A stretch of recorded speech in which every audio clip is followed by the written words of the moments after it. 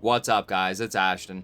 So, everything here is from Thailand and it was available at either SF Theaters or Major Cineplex when The Batman came out March of 2022. We're going to take a close look and go through everything, including the Dark Knight cut from 15 years ago. All right, let's do it.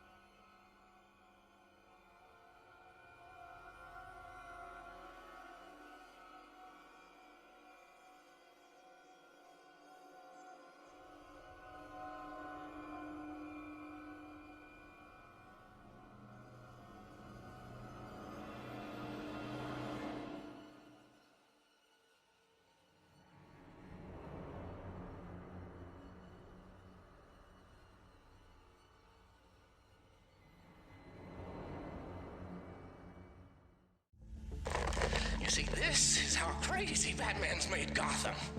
You want order in Gotham. Batman must take off his mask and turn himself in.